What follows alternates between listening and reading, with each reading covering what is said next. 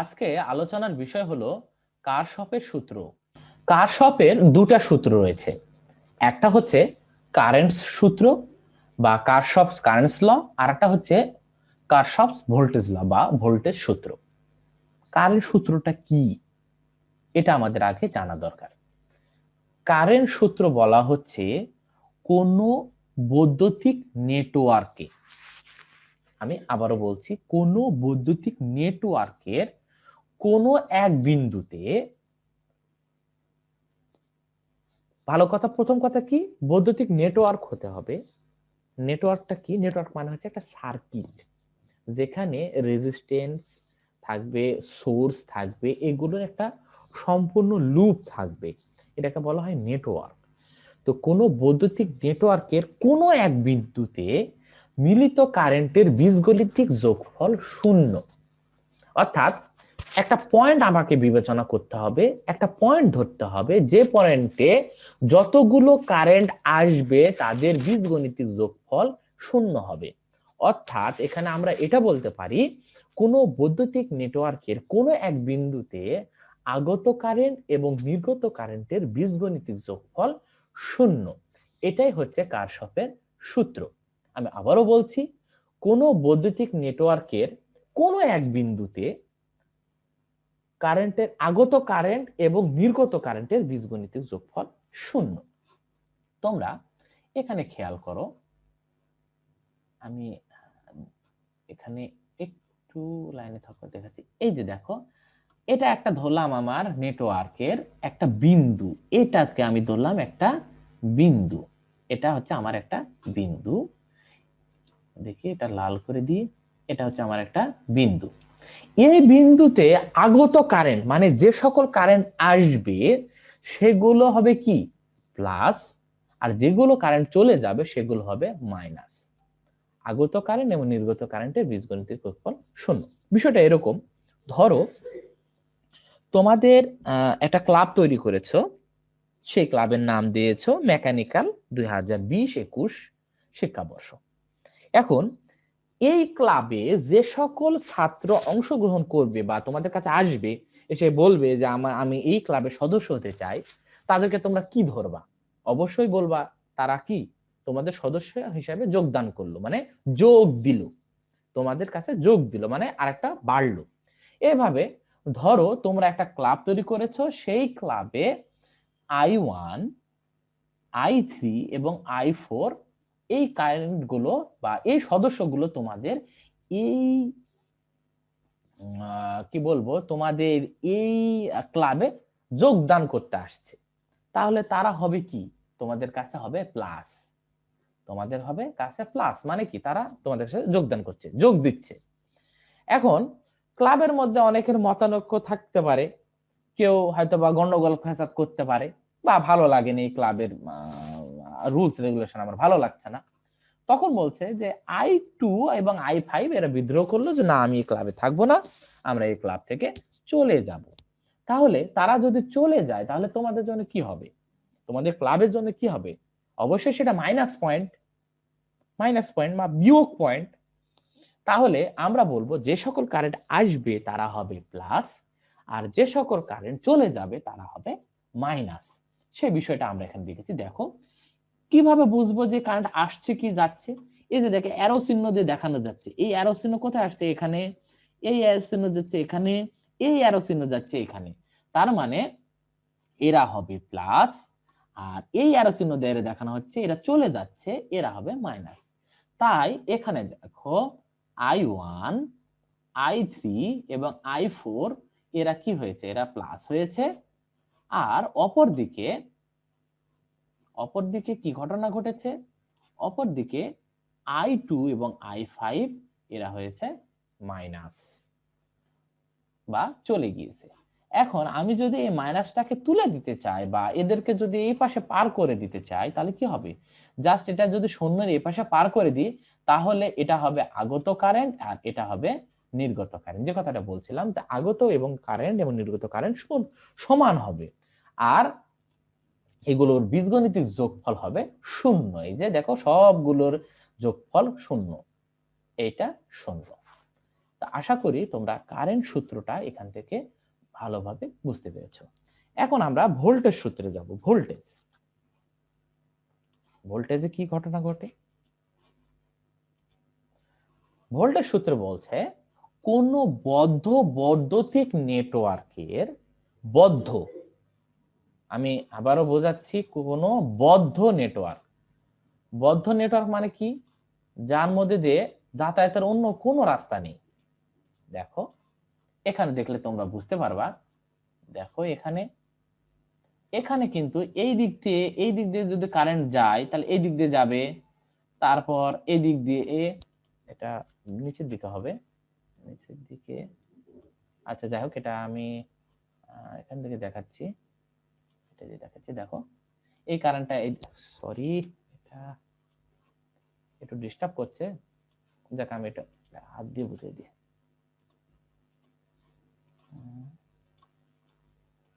বদ্ধ নেটওয়ার্ক মানে কি? বদ্ধ নেটওয়ার্ক মানে হচ্ছে যার যেইখান থেকে শুরু করবে ঠিক শেষে এসে সেইখানে মিলিত হবে, এটা হচ্ছে বদ্ধ।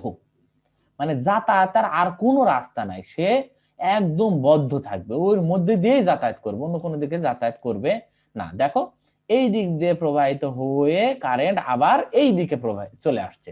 যদি আমার এখান থেকে কাজ করে, ধরো এইখান থেকে যাচ্ছে কারেন্ট গিয়ে আবার এই দিক দিয়ে বিভিন্ন পথ ঘুরে আবার এখানে ফেরত আসছে, সেটা হচ্ছে একটা বদ্ধ নেটওয়ার্ক। তো এই বদ্ধ নেটওয়ার্কের বলছে সকল ইএমএফ বা ভোল্টেজ সোর্স। তাহলে ভোল্টেজ সোর্স কোনটা? এটা একটা সোর্স, এটাকে বলা হয় সোর্স। এই বড় এটা হচ্ছে একটা ডিসি সোর্স। ডিসি সোর্স কেন? এটা হচ্ছে, আমি দেখাচ্ছি, এটা হচ্ছে একটা সেল, এটাকে বলা হয় একটা সেল। এই বড় যে খুঁটিটা দেখছো সেটাকে ধরা হয় প্লাস, আর এই ছোট খুঁটি এটাকে ধরা হয় মাইনাস। তাহলে এটা একটা বদ্ধ লুপ বা এটা একটা আমার জন্য সোর্স, এটা হচ্ছে আমার জন্য সোর্স। এই সোর্স বলছে কোনো বৈদ্যুতিক নেটওয়ার্কের সকল ইএমএফ, মানে এরকম সোর্স যতগুলো হবে, এখানে একটা ইএমএফ আছে তাই, যদি এখানে আরেকটা সোর্স থাকতো, যদি এখানে আরেকটা সোর্স থাকতো, বা এখানে দেওয়া থাকতো E2, এখানে দেওয়া থাকতে পারতো E2, তাহলে এটাও সোর্সের অন্তর্ভুক্ত হতো। তো বলছে সকল সোর্স বা ইএমএফ এবং সকল ভোল্টেজ ড্রপের বীজগণিতিক যোগফল 0। ভোল্টেজ ড্রপ কি? আমরা গত ক্লাসে আমরা পড়েছিলাম V is equal to I R, এই সূত্রটা পড়েছিলাম। এটা হচ্ছে ভোল্টেজ ড্রপের সূত্র। তাহলে এখানে যতগুলো ড্রপ হবে সেগুলোর বীজগণিতিক যোগফল 0 হবে। তাহলে এখানে রেজিস্ট্যান্স আছে R1, কারেন্ট আছে I1, তাহলে আমরা বলতে পারি I1 ইন্টু R1, তার মানে কি এটা একটা ভোল্টেজ ড্রপ। আবার এখানে দেখো আরেকটা রেজিস্ট্যান্স আছে, এটার নাম হচ্ছে R2, তাহলে এখানকার কারেন্ট কি হবে? I2। তাহলে আমরা বলতে পারি এখানকার ভোল্টেজ ড্রপ হবে I2 ইন্টু R2। তাহলে এই দুই ড্রপ আশা করি তোমরা বুঝতে পেরেছো। এখন আমরা যাব, আমরা যে অঙ্কগুলো করব, যে সমাধানগুলো করব, তার আগে আমাদের এই ফর্মুলাটা তোমাদেরকে খুব ভালোভাবে বুঝতে হবে। ফর্মুলাটা কি আমি দেখাচ্ছি তোমাদের।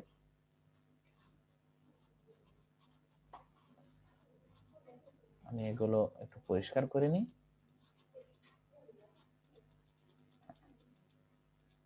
আচ্ছা, এই ফর্মুলাটা খুব মনোযোগ দিয়ে সবাই খেয়াল করো। এই ফর্মুলাটা খুব মনোযোগ দিয়ে সবাই খেয়াল করবা, কারণ এই ফর্মুলাটা যদি তুমি শিখে যাও তাহলে তুমি এই ধরনের সকল প্রশ্নের সমাধান তুমি নিজেই দিতে পারবে। দেখো তার আগে আমাদের বুঝতে হবে এটা কি। এটা হচ্ছে আমাদের সোর্স, এটা হচ্ছে সোর্স ব্যাটারি। এটা দুটা খুঁটি আছে, একটা প্লাস আর একটা হচ্ছে মাইনাস। আমি দেখাই, এটা হচ্ছে প্লাস, এটা হচ্ছে অন্য কালি দিয়ে, এটা হচ্ছে প্লাস আর এটা হচ্ছে মাইনাস।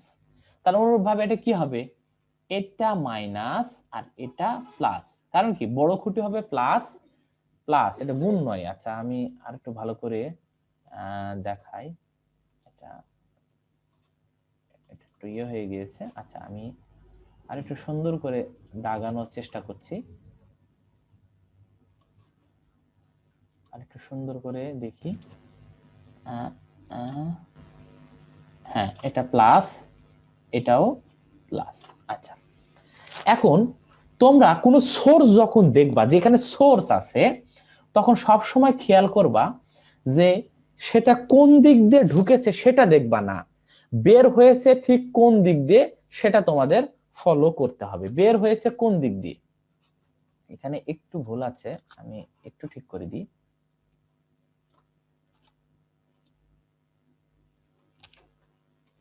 হ্যাঁ, এবার ঠিক আছে।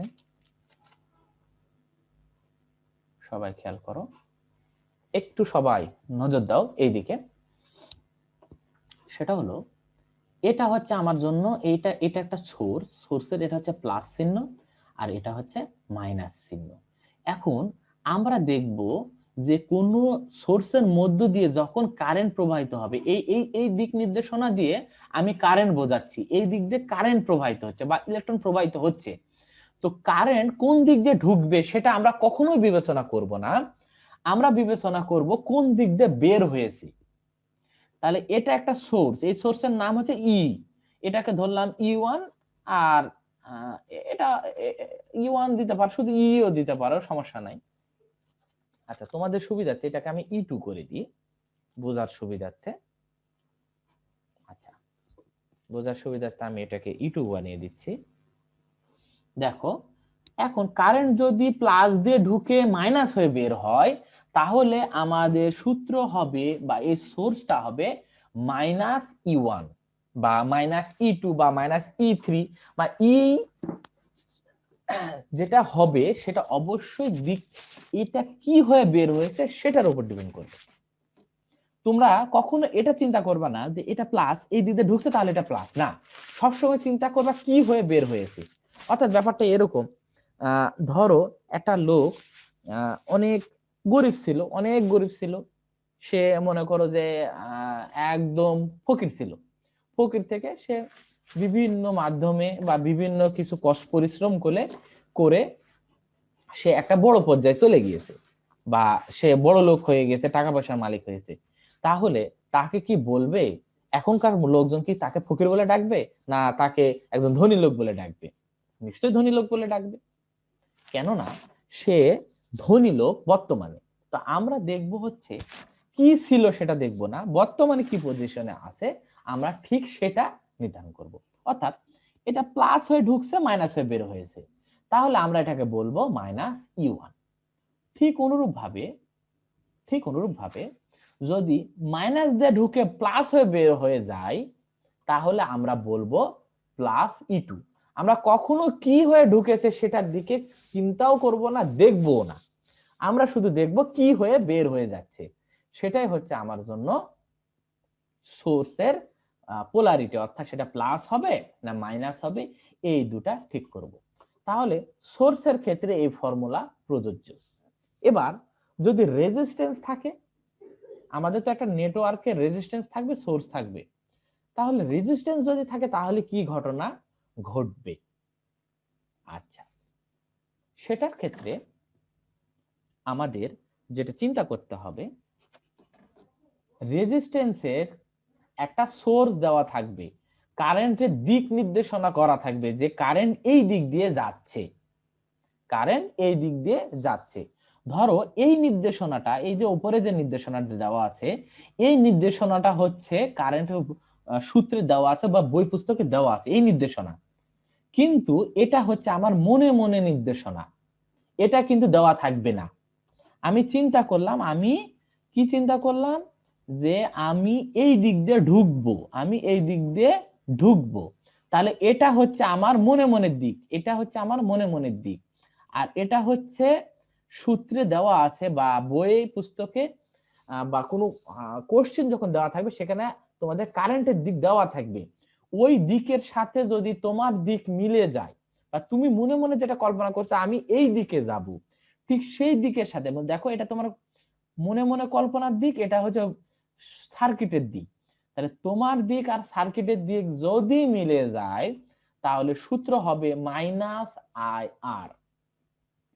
এটা তোমার মনে মনের দিক, এটা হচ্ছে কারেন্টের দিক, যদি মিলে যায় তাহলে সূত্র হবে মাইনাস আই আর।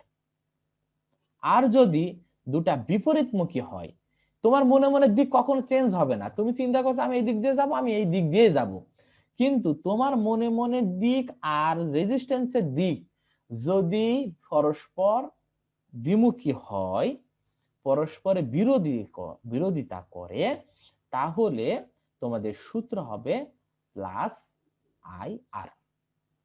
আশা করি এতটুকু তোমরা ভালোভাবে বুঝতে পেরেছো। এটাকে তোমরা বাসায় প্র্যাকটিস করবা, বারবার প্র্যাকটিস করবা। এটা কেন ই1 হলো, এটা কেন ই2 হলো, এটা কেন মাইনাস আই আর হলো, এটা কেন প্লাস আই আর হলো, এটা তোমাদেরকে বাসায় প্র্যাকটিস করতে হবে। তার আগে আমি একটা তোমাদের একটা সার্কিট দেখাই। দেখো এই সার্কিটটাই, আমি এখানে কিছুই করিনি, এই সার্কিটটা থেকে তোমাদেরকে এখন বুঝিয়ে দিচ্ছি। আমরা যে অঙ্কগুলো পাবো সেই অঙ্কগুলোতে কি ঘটনাটা ঘটবে। দেখো এখানে কিন্তু কিছু দেওয়া নাই। ও আচ্ছা, এখানে একটা সোর্স থাকবে, ঠিক আছে।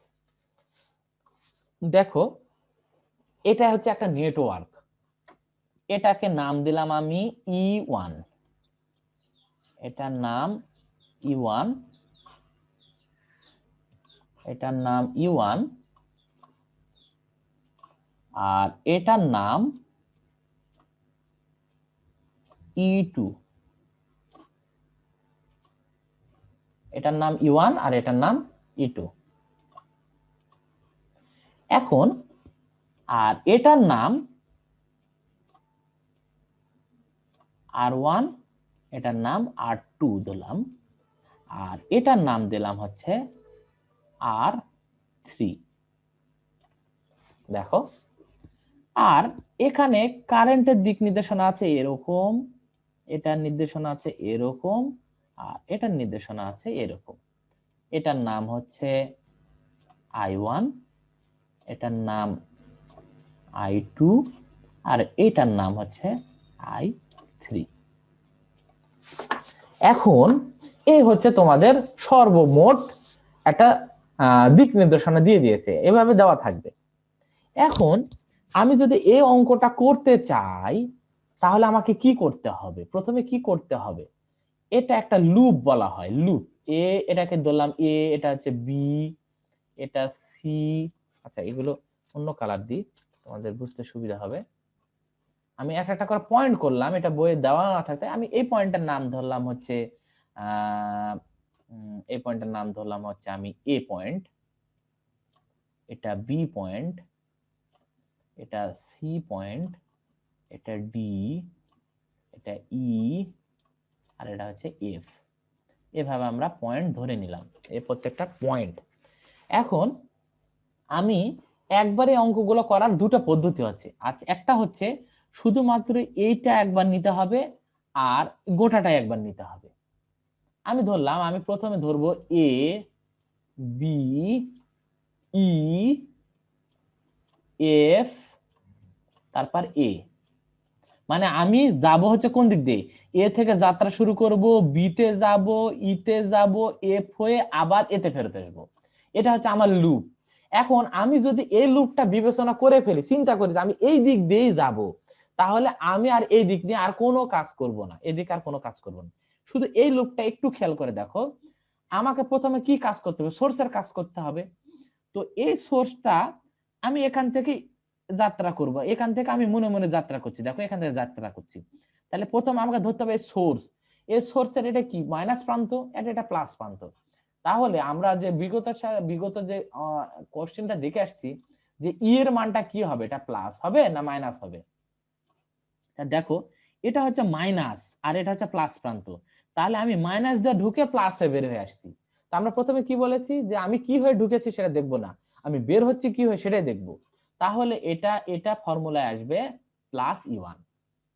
আবার আমি যাচ্ছি, এটা যাচ্ছি, আমি মনে মনে যাচ্ছি, দেখো আমি যাচ্ছি, এটা আমার যাওয়ার দিক, এবং আমার দিক আর এই কারেন্টের দিক, বই পুস্তকে যে কারেন্টের দিক দেওয়া আছে সেই দিক মিলে গেছে। যদি মিলে যায় তাহলে সূত্র অনুযায়ী মাইনাস আই আর, এটা হচ্ছে সূত্র। তাহলে এটা যদি হয় I1 তাহলে এটা হবে R1।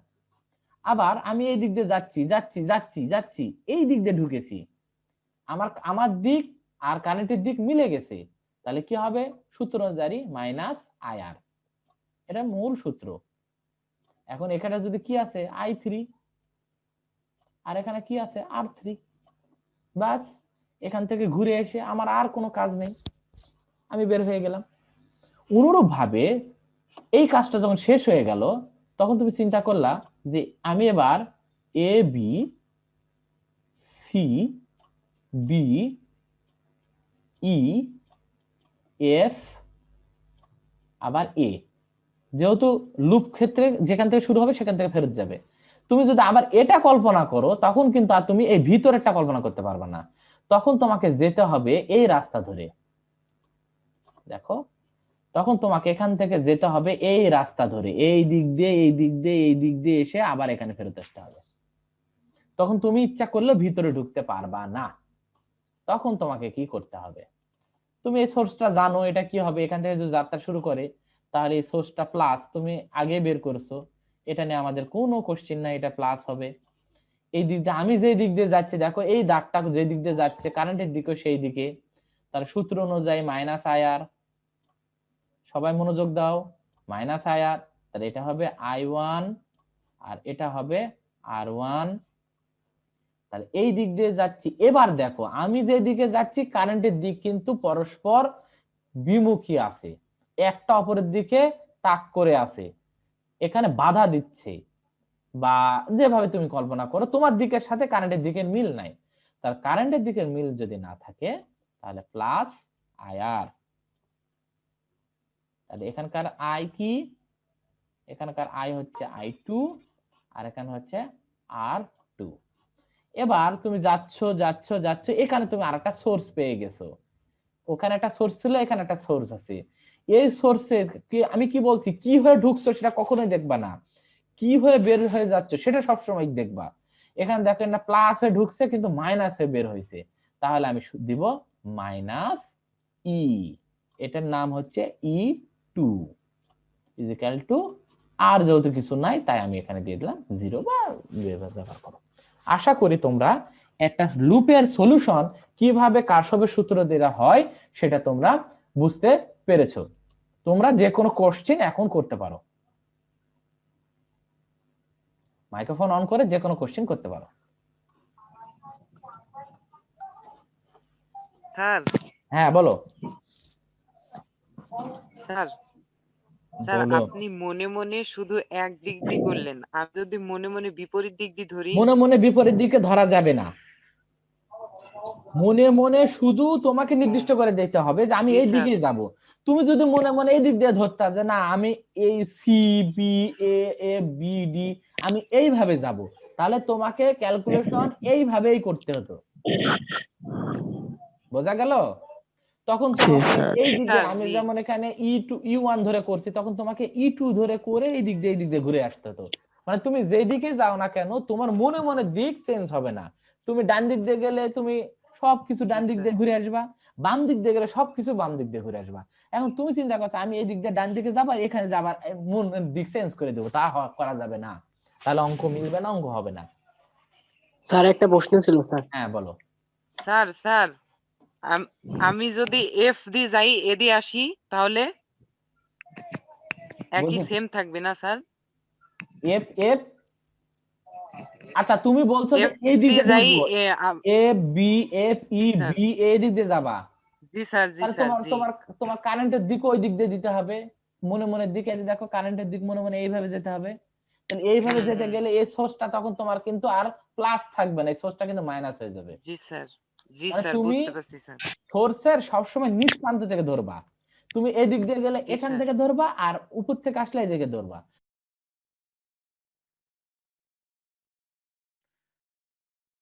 সকলকে ধন্যবাদ। শুরু করছি আজকের আমাদের সেশন। সবাই খেয়াল করো, এখানে একটা অঙ্ক দেওয়া আছে, এই একটা এরকম ভাবে আমরা সূত্র সলিউশন করেছিলাম। এখন পুরো অঙ্কটাই দেওয়া আছে। দেখো এখানে একটা সোর্স আছে, এটাকে আমরা E1, এই পাশে আরেকটা সোর্স আছে, এটা হচ্ছে E2। তো আমরা জানি যে যেটা নিচের দিকে অর্থাৎ ছোট থাকবে সেটা হবে মাইনাস, আর যেটা বড় থাকবে সেটা হবে প্লাস। এটা আমরা জানি। তাহলে এটা হবে মাইনাস, এটা হবে প্লাস। তাহলে এটা কি হবে? এটা প্লাস আর এটা মাইনাস।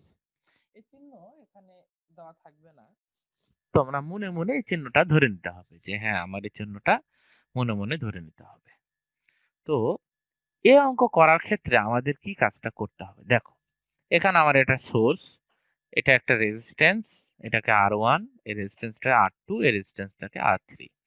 আমি প্রত্যেকটা মার্কিং করে দিলাম, এটা এ, এটা বি, এটা সি, এটা ডি, ই, এফ, এ। এখন কথা হলো যে এই মার্কিং গুলো কিভাবে করব? এই মার্কিং তুমি যে কোনো যেভাবে ইচ্ছা সেভাবে করতে পারো, কিংবা কোশ্চিনে যদি মার্কিং করাই থাকে হয়তো বা এর জায়গায় ক দিল, খ দিল, গ দিল, তাহলে যেভাবে মার্কিং করা থাকবে ঠিক সেইভাবে তোমাকে ওটা করতে হবে। অর্থাৎ এখানে যে ক থাকে তাহলে ক, খ, গ এইভাবে ধরে তোমাকে করতে হবে। তো এখন এই অঙ্কটা করার ক্ষেত্রে আমাদের প্রথমে যেটা বের করতে হবে সেটা হচ্ছে কেসিএল। আমরা সকলে জানি, এর আগেও তোমরা গত ক্লাসেও দেখেছিল যে কারশফের দুইটা সূত্র রয়েছে, একটা হচ্ছে কেসিএল আর একটা হচ্ছে কেভিএল। কেসিএল মানে হচ্ছে কারশফস কারেন্ট ল, আর কেভিএল মানে হচ্ছে কারশফস ভোল্টেজ ল। তো প্রথমে এই অঙ্কটা করার আগে আমাদের কেসিএল এর ঝামেলাটা মিটাতে হবে। কেসিএলটা কি?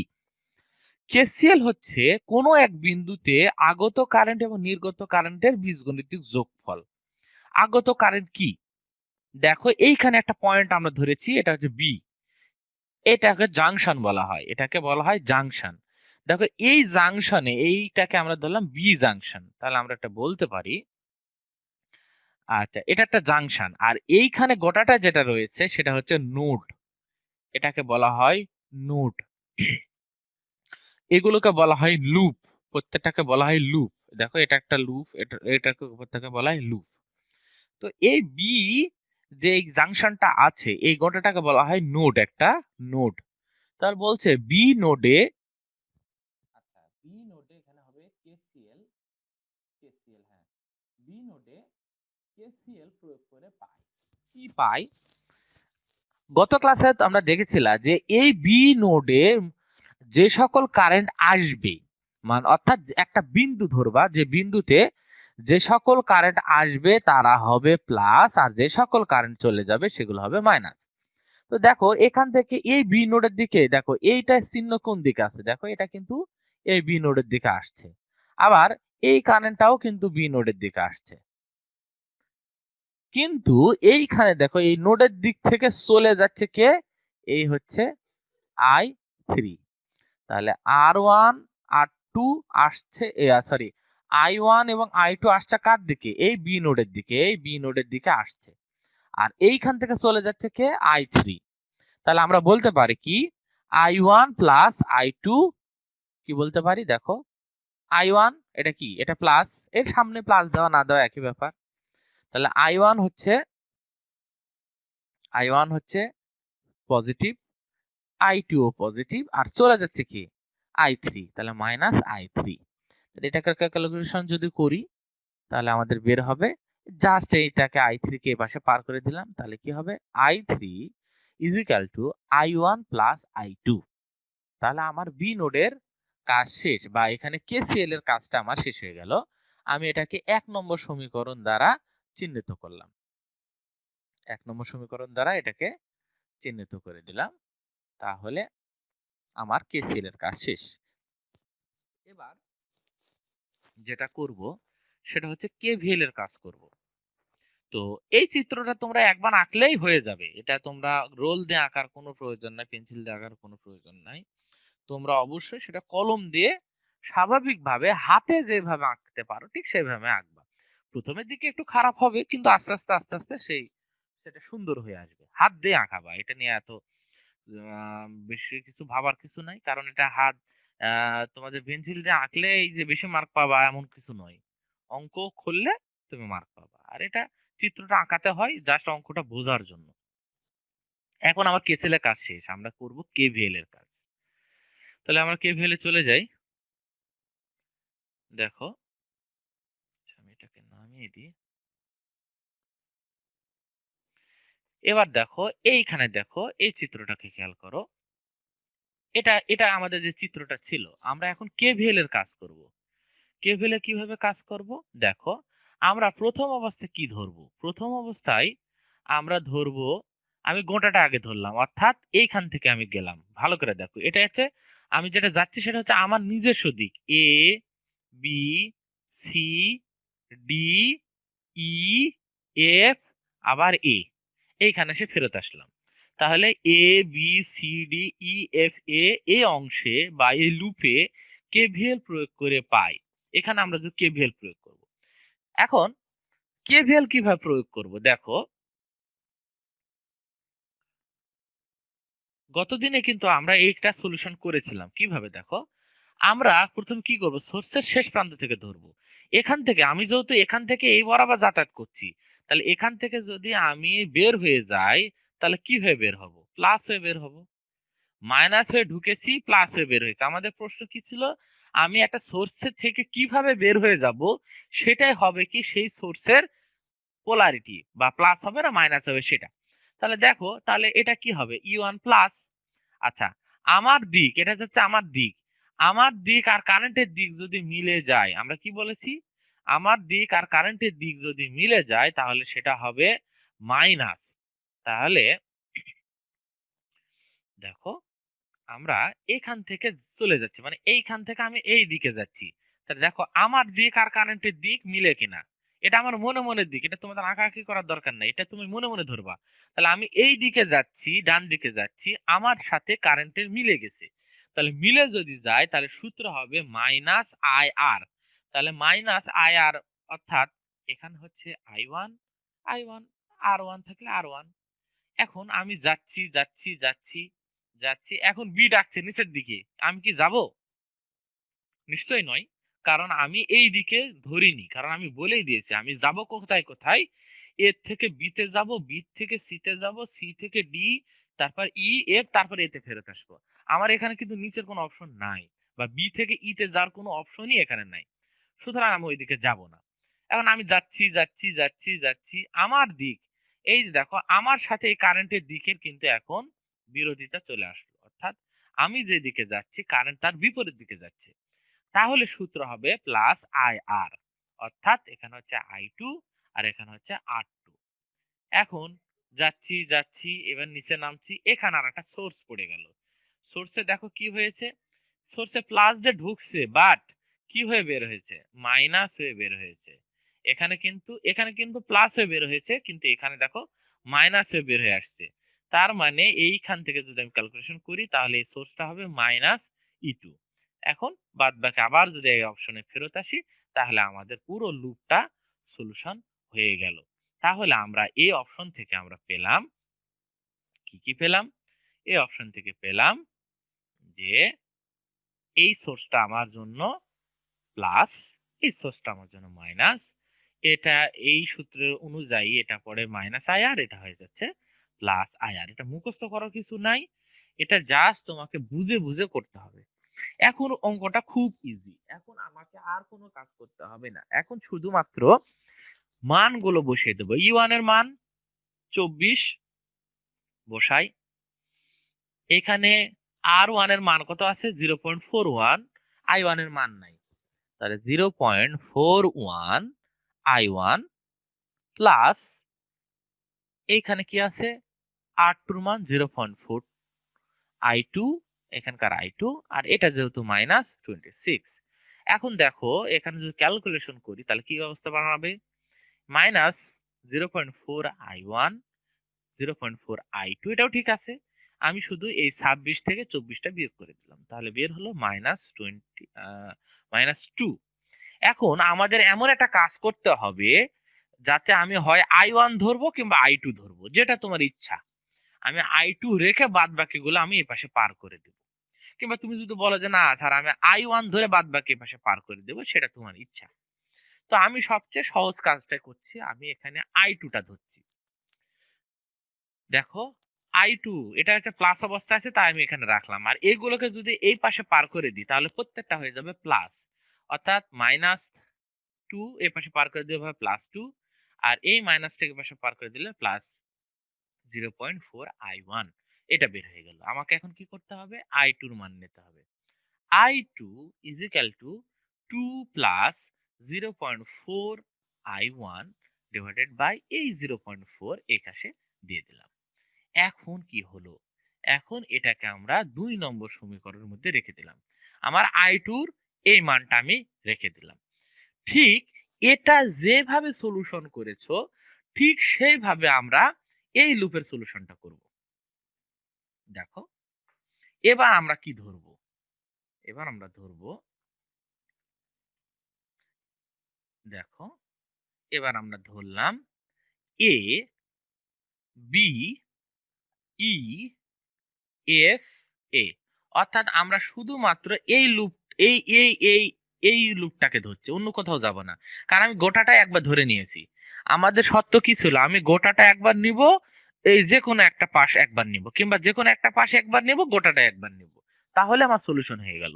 বারবার এটা এটা গোটাটা নেওয়ার পর এটা নেওয়া তারপর এটা নেওয়া, এটা প্রয়োজন নাই, এটা এটা এটা দরকারই নেই। আমরা কি করব, গোটাটা একবার নিব আর যে কোনো একটা একটা পয়েন্ট নিয়ে নেব। তা আমি এটাই নিয়ে নিলাম, এটা অঙ্ক করার জন্য সুবিধা হয়। এখন কি বলছে দেখো, আমি যদি ওই আগের মতো হিসাব করি তাহলে এখানে আমার অ্যান্সারটা বের হয়ে আসবে। কিভাবে দেখো, আমি যদি এখান থেকে যাত্রা শুরু করি তাহলে মাইনাস থেকে এটা এই এই সোর্সটা তো আমরা জানি যে এটা এই সোর্সটা প্লাস সোর্স হবে, কারণ এখান থেকে যাত্রা শুরু করলে এটা প্লাস হবেই। অনুরূপ ভাবে এটা প্লাস ই1, আমি যাচ্ছি যাচ্ছি আমার দিক আর কারেন্টের দিক কিন্তু দেখো এগুলো হচ্ছে আমার যাওয়ার দিক, এগুলো আমি যাচ্ছি কোন দিক দিয়ে যাচ্ছি সেটা, আমি কোন দিক দিয়ে যাচ্ছি সেটা দেখানো হচ্ছে। এখন আমি যে দিকে যাচ্ছি এইখানকার কারেন্টও সেই দিকে যাচ্ছে, তাহলে সূত্র কি হবে, -IR। এবার ঢুকছি, আমাকে কিন্তু এদিকে ডাকছে, এবার কি যাব না, আমি যাব না, কারণ আমি এদিকে আমি কাজ সেরে আসছি। এখন শুধুমাত্র এ বি ই এফ এর মধ্যে যাতায়াত করব। এখন আমি এদিকে যাচ্ছি যাচ্ছি যাচ্ছি, দেখো আমার দিক আর এই i3 দিক এখন এক হয়ে গিয়েছে। আগের অঙ্কে কি ছিল, আগের অঙ্কে i2 সাথে আমার একটা বিরোধিতা চলতো, তার সাথে যাতায়াতের একটা সমস্যা ছিল, কিন্তু এখানে আর যাতায়াতের সমস্যা নাই। আমার দিক আর এখানকার কারেন্টের দিক এক, আমার দিক আর কারেন্টের দিক যদি এক হয়ে যায় তাহলে কি হবে, তাহলে হবে এটা -i3r3, অর্থাৎ -IR, ওই একই ফর্মুলা, জাস্ট ফর্মুলা, আর অন্য কিচ্ছু নাই। এবার দেখো এইখানে একটা আমি এখন মানগুলো বসিয়ে দিলাম, এখানকে 24 -0.4i1 -0.8i3 এটা আমার নিয়ে চলে আসলাম। এখন প্রশ্ন হলো, তুমি যদি এখানে i2 ধরো তাহলে তোমাকে এরকম ভাবে i2 এর সলিউশন নিয়ে আসতে হবে, তুমি যদি i1 ধরো তাহলে i1 এর সলিউশন নিয়ে আসতে হবে। এখন এখানে দেখো i1 আছে, বাট এখানে কিন্তু i2 নাই, এখানে i3 আছে, তাহলে আমরা এটা সলিউশনটা কি করতে পারি, দেখো তোমাদের নিশ্চয় মনে আছে আমরা এর আগে প্রথমে আমরা কিন্তু i3 এর মান বের করেছিলাম। i3 এর মান কি বের করেছিলাম, এইভাবে i3 is equal to i1 plus i2, এটা কিন্তু আমরা গত 1 নম্বর সমীকরণে থেকে পেয়েছি। তাহলে 1 নম্বর সমীকরণ থেকে যদি পাই তাহলে 0.8 i1 plus i2 এটা আমরা এখান থেকে নিয়ে নিলাম। এখন এটা i3 এর মান এখানে বসিয়ে দিলাম। এখন যদি আমরা এটা সলিউশন করি তাহলে 24 -0.4 i1 -0.8 i1, আচ্ছা এই যে দেখো 0.8 প্লাস এই প্লাস মাইনাসে মাইনাস 0.8 i1 প্লাস মাইনাসে মাইনাস 0.8 i2, এটা এখন এইটার সাথে জাস্ট গুণ করে এই সলিউশনটা নিয়ে আসলাম। এখন দেখো এখন জাস্ট কি কাজ করা, এখন দেখো 24 মাইনাস এই i1 আর এই i1 এই দুটা যোগ, মাইনাসে মাইনাসে প্লাস, এই দুটা যোগ করে দিলাম, অর্থাৎ এই দুটা যোগ করে দিলাম। তাহলে কি হলো, 1.2 I1, আর এটা তো আছেই -0.8 I2। এখন এখান থেকে এটা যেমন I2 নিয়েছে, আমাকে এখানেও কিন্তু I2 নিতে হবে। এখানে যদি তুমি I1 নাও, এখানে I1 ধরে করতে হবে। এখন এখানে আর 10 মিনিট টাইম আছে, এর মধ্যে যদি কেটে যায় তোমরা দ্রুত চলে আসবা। এখন এইখানে যদি আমাদের কি হয়, আমার দরকার I2, তাহলে আগের মতো সলিউশন বের করি। দেখো এইটাকে জাস্ট এই পাশে পার করে দিলাম, তাহলে কি হলো 0.8 I2 সমান সমান 24 - 1.2 I1। এখন যদি আমি I2 ধরি, তাহলে আচ্ছা এটা কি দেখা যাচ্ছে না? এই যে দেখো,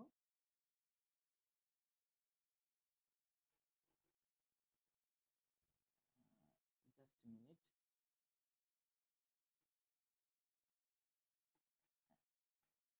এগুলো আর প্রয়োজন নাই, এগুলো মিশিয়ে দিই আমি। এইখানে দেখো, এখন আমরা কি করলাম, এই I2 এর মান নিলাম 24 - 1.2 I1 / 0.8।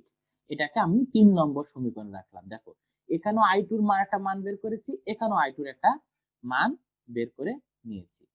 এখন আমরা কি করব, এখন আমরা এই দুই I2 এবং I3 এই দুটা থেকে আমরা একটা সলিউশন বের করব। দেখো 2 নম্বর এবং 3 নম্বর সমীকরণ থেকে পাই কি পাই, 2 নম্বর সমীকরণ এবং 3 নম্বর সমীকরণ থেকে আমরা এগুলো পাই। 2 নম্বরে পেয়েছি 2 + 0.4 I1 এটা, আর 3 নম্বর পেয়েছি এটা। এখন এটাকে আড়াআড়ি গুণ করব, এই যে ক্রস গুণ, এইভাবে এইভাবে গুণ করব। তাহলে আড়াআড়ি যদি গুণ করতে চাই, তাহলে কি ঘটনাটা ঘটবে, আমরা আড়াআড়ি গুণ করলে দেখি, দেখো এই বরাবর যদি গুণ করি তাহলে বের হয়ে আসে 9.6 - 0.48 I1, আর এবার গুণ করলে বের হয় 1.6 + 0.32 I1। এখন এই I1 গুলোকে এক অংশে নিয়ে আসি, I1 গুলোকে এক জায়গায় করলাম, এখানে এই 9.6 এর পাশে পার করে দিলাম। এখন যদি এটা ক্যালকুলেশন করি তাহলে 0.8 I1 / 8, অর্থাৎ I1 = 8 / 0.8, তাহলে বের হয়ে আসলো আমার 10 অ্যাম্পিয়ার। এটা কিন্তু একটা অ্যান্সার বের হয়ে গেল। আমার I1 এর কাজ শেষ, I1 এর কাজ আমার এখানে বের হয়ে আসলো। এখন যদি I1 এর মান পাই, তাহলে কি I2 এর মান পাবো না? নিশ্চয়ই পাবো। I1 এর মান হয় I2 কিংবা I3, যে কোনো একটা জায়গায়, সরি 2 নম্বর সমীকরণ কিংবা 3 নম্বর সমীকরণ, যে কোনো একটাতে বসিয়ে দিলে কাজ হয়ে যাবে। কেমন? দেখো আমি 2 নম্বর সমীকরণ বসাচ্ছি, I1 এর মান 2 নম্বর সমীকরণ বসাই। দেখো এই 2 নম্বর 2 প্লাস 0.4 ইনটু এই যে I1 এর মানটা বসিয়ে দিলাম 10, আর এটা ক্যালকুলেশন করে বের হলো 15। তাহলে I1 পেলাম, I2 পেলাম, ওই যে 1 নম্বর সমীকরণে রেখে আসছি, মনে আছে কি রেখে এসেছিলাম, I1 এবং I2 এর মান যদি 1 নম্বর সমীকরণে বসাই, তাহলে ওই যে সূত্র রেখে আসছিলাম I3 = I1 + I2। এখন আমরা যেটা করব, জাস্ট এই মানটা বসিয়ে দেব, I1 এর মান 10 আর I2 এর মান 15, বের হয়ে গেল 25। আশা করি তোমরা এই অঙ্কটি খুব সুন্দর করে বুঝতে পেরেছো, এবং এই একটা ফর্মুলায়, অন্য কোনো ফর্মুলা নাই, এই একটা ফর্মুলা ইউজ করে তোমরা তোমাদের সকল অঙ্কের সমাধান করতে পারবে। আশা করি তোমরা এই বাসা কাজগুলো ভালোভাবে করতে পারবা। আর তোমাদের জন্য তাহলে বাসায় কাজ থাকলো, তোমরা যদি এই অঙ্কটা পারো তাহলে তোমাদের বাড়ির কাজটা আমি এখন দিয়ে দিচ্ছি, স্ক্রিনশটটা নিয়ে নিতে পারো। তোমরা এই অঙ্কটির সমাধানটা বাসায় করবে।